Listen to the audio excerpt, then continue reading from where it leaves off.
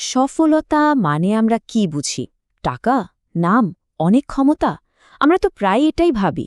কিন্তু যদি আসল চাবিকাঠিটা এসবের বাইরে, আমাদের নিজেদের ভেতরেই কোথাও লুকিয়ে থাকে? চলুন আজকের এই আলোচনায় আমাদের ভেতরের সেই বিশাল অব্যবহৃত সম্ভাবনাকে খুঁজে বের করার একটা যাত্রায় বের হওয়া যাক। তো এই যে সফলতা বলছি, এর আসল মানেটা কি? এটা কি শুধুই টাকা পয়সা, ক্ষমতা বা জনপ্রিয়তার মতো বাইরের জিনিস? নাকি এর শিকড়টা আরো অনেক গভীরে, আমাদের মনের ভেতরে? আসল সফলতা কিন্তু কোনো বাইরের অর্জন না, এটা পুরোটাই একটা ভেতরের অনুভূতি।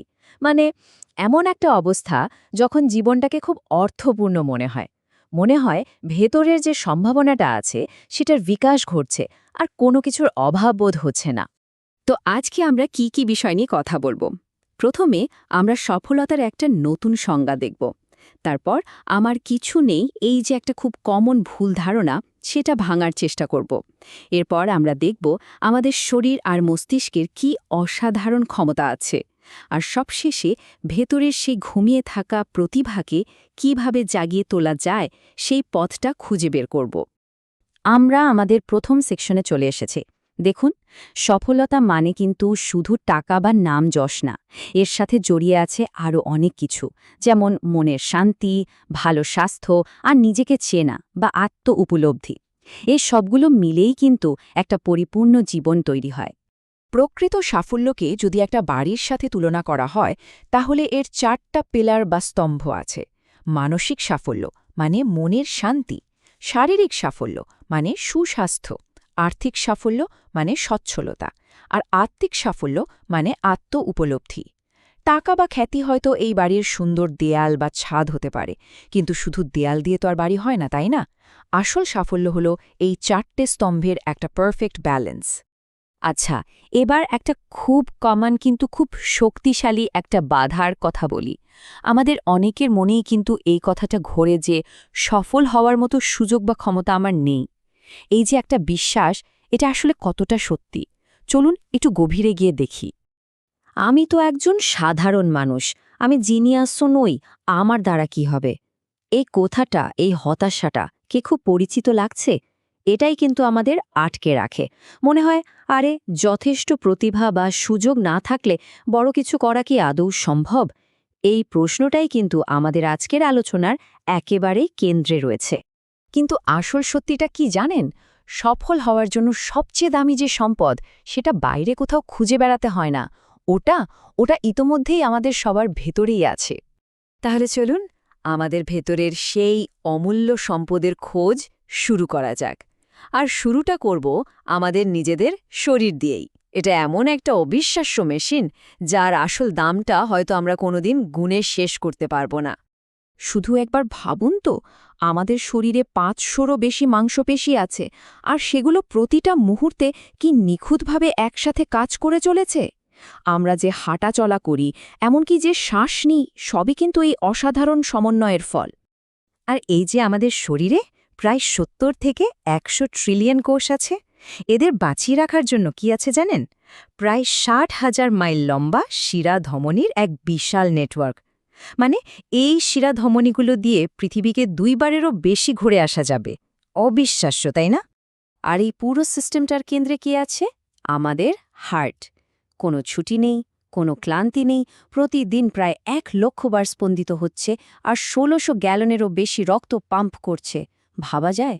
শরীর যদি একটা বিস্ময়কর যন্ত্র হয়, তাহলে আমাদের সবচেয়ে শক্তিশালী সম্পদটা কি? সেটা হলো আমাদের মস্তিষ্ক। এটা কিন্তু শুধু একটা অঙ্গ না, এটা আমাদের প্রত্যেকের ভেতরে থাকা এক অসীম ক্ষমতাশালী সুপার কম্পিউটার।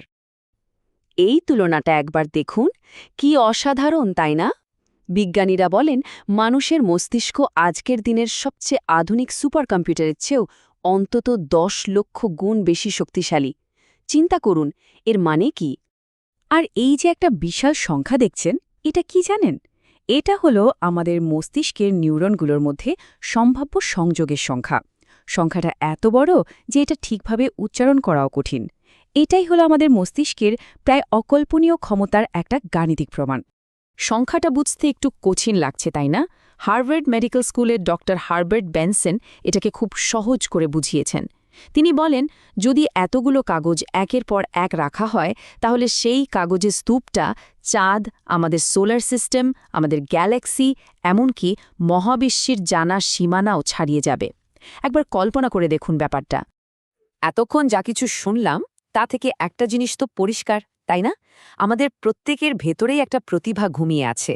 আর এটা কিন্তু জন্ম থেকে পাওয়া কোনো বিশেষ ক্ষমতা না, এটা এমন একটা কিছু যা চেষ্টা আর পরিশ্রম দিয়ে জাগিয়ে তোলা যায়। আমাদের মধ্যে একটা খুব কমন ধারণা আছে যে কেউ কেউ জন্ম থেকেই জিনিয়াস হয়, কিন্তু বাস্তবতাটা ঠিক তার উল্টো। গবেষক ডেভিড শ্যাঙ্ক তার genius in all of us বইটাতে এটাই দেখিয়েছেন যে প্রতিভা কোনো গোল্ডেন জিন নয়, বরং এটা হলো অদম্য ইচ্ছা আর অক্লান্ত পরিশ্রমের ফল।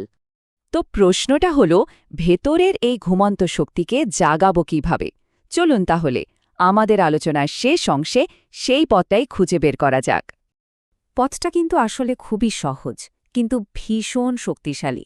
এর জন্য মাত্র ৩টা ধাপ পার করতে হবে। প্রথমত, নিজের ভেতরের বিশাল ক্ষমতার ওপর বিশ্বাস রাখতে হবে। দ্বিতীয়ত, নিজের লক্ষ্যের দিকে না থেমে কাজ করে যেতে হবে।